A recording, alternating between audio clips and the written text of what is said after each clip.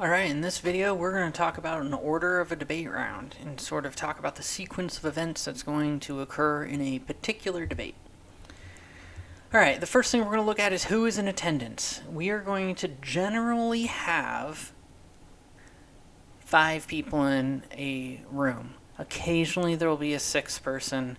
If you're in out rounds, there can be a lot more than that. But generally in a preliminary round, there's going to be 5 people in any particular debate. There's going to be the affirmative team, which is going to consist of the first affirmative and the second affirmative.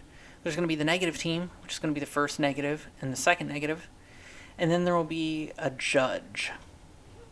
And those are kind of the 5 people that are generally going to be there during preliminary rounds. In elimination rounds, there usually will be 3 or more judges judging and adjudicating that out round.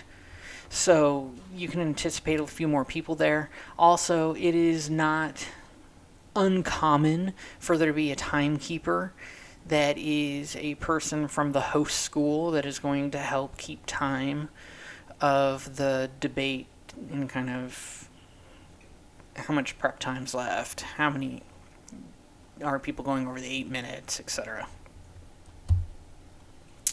So the structure of the debate is as follows on the screen there. The first thing we're going to talk about is the 1AC, which is 8 minutes long.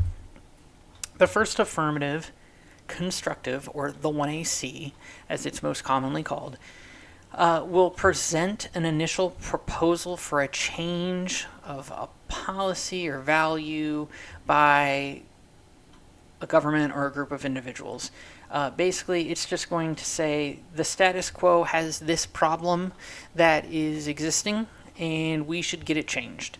And sometimes it will be a policy, sometimes it will be a value, sometimes it will be articulating some sort of philosophical assumptions. But the point is that there will be a problem that they have isolated that is occurring inside the world, and they will argue that it should be changed. And that is 8 minutes long.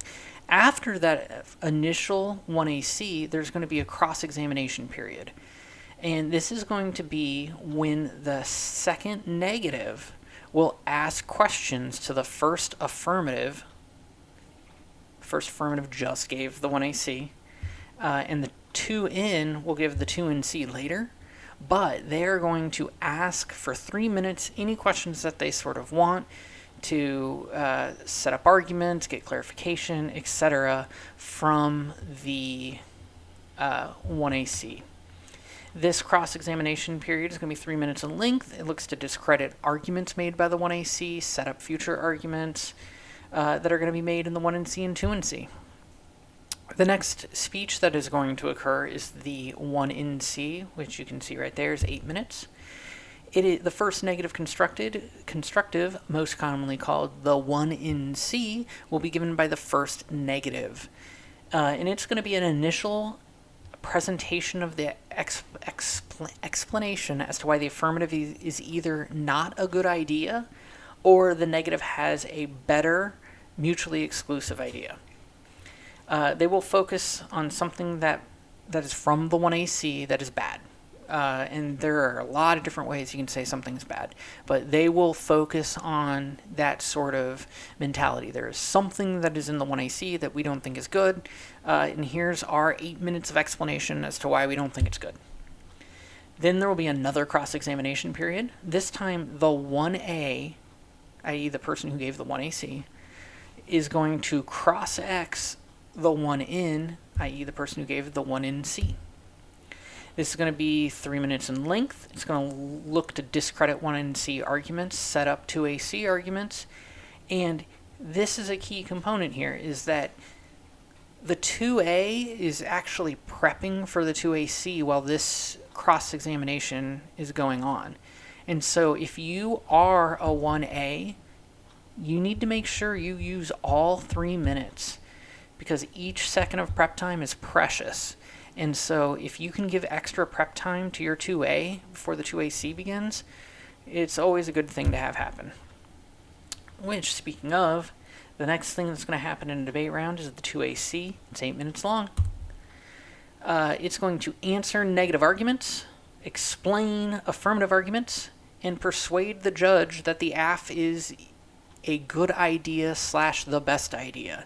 It is most commonly referred to as a 2AC and is given by the 2A. After the 2A has finished giving their speech, there will be a cross-X of the 2A by the 1N. This is going to be 3 minutes long.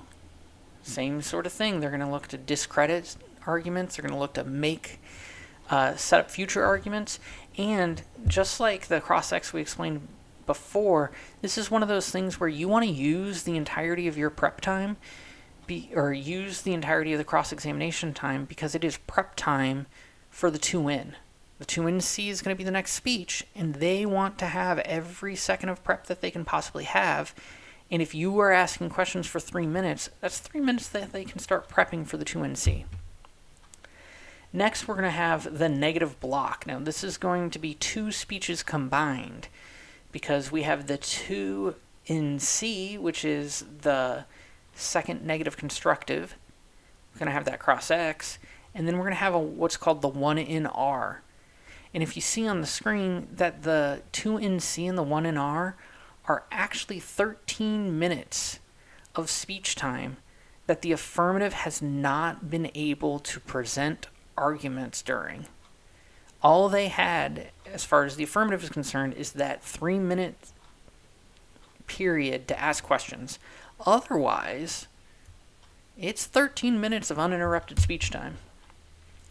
The negative block will separate pieces of paper, i.e. different arguments that are being made on the side of the flow or positions, and it's going to span over 13 minutes. The key to a good negative block is that the 2NC and the 1NR are not going to overlap with arguments. There's no reason to repeat something said in the 2NC if you are a 1N giving the 1NR, because the affirmative hasn't had any time to answer it.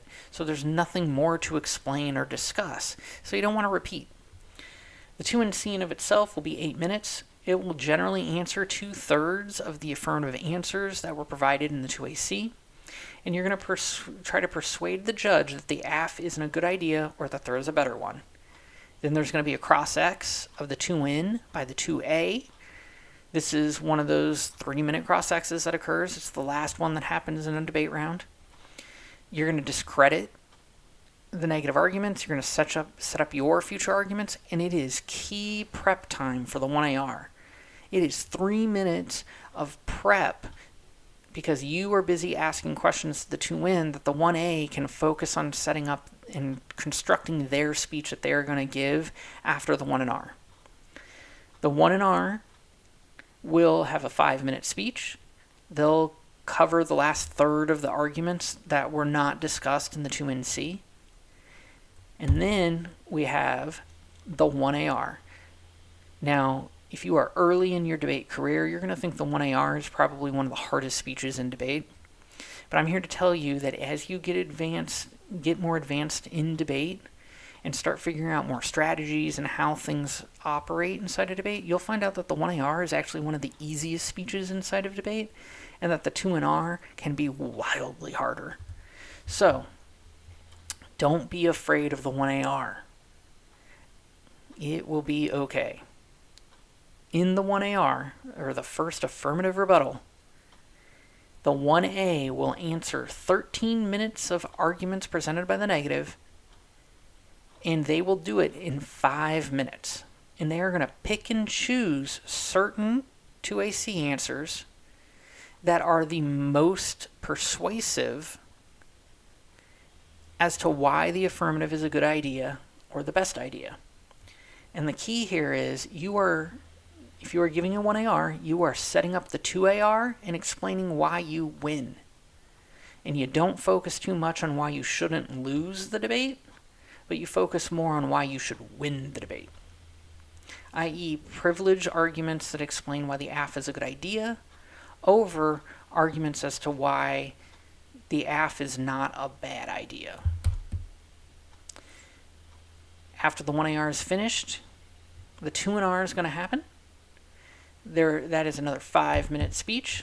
It's the last negative speech in the debate, and they will need to explain why the negative should win and why the affirmative is not a good idea or they have a better one.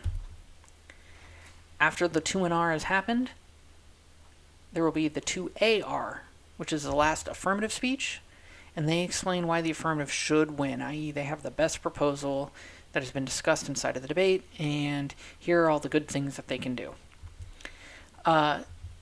When you are in a debate round, there's going to be either 5 or 8 minutes of prep time that you will be able to have at your disposal during any time that is not speaking time. As long as it's not in the middle of a speech, you can prep using your prep time, and once you use it, it's gone.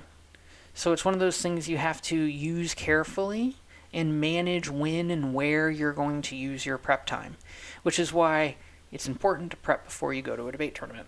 So you can keep your prep time for late in the debate round, i.e. for the 2AR and the 2NR, because you're already so prepared for what's going to happen at the beginning of the debate. After the 2ARs happens, there will be a judge reason for decision. Sometimes it's going to happen orally. Sometimes they're just going to type it on a ballot and submit it on a ballot. Either way, they're going to be thinking about and rendering a decision as to why they believe a certain team won over another. Sometimes judges are going to look over notes, they're going to read evidence, and they're just going to think about the debate before they sort of make their decision.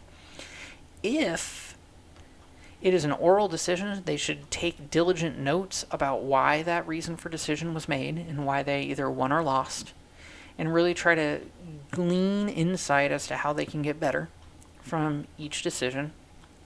And if it's an oral decision, or if it's a decision that's just written on the ballot, you want to make sure to analyze that ballot when you get back from the tournament, like on Monday or Tuesday, when you're looking at your information. And then, if at all possible, you should make sure your squad has a round report system set up so that you can analyze what judges are saying about arguments that you are making inside of a debate round. And those are always good things to happen. So, debate rounds in of themselves can look pretty intimidating. There's a lot of stuff that's happening inside of these debates. However, as you can remember, it's pretty solid, it's set in stone, and there's a very specified sequence of events. So it's not going to be an overwhelming burden. You can do it. Everyone does. And these debate rounds can be quite fun once you sort of get the hang of it.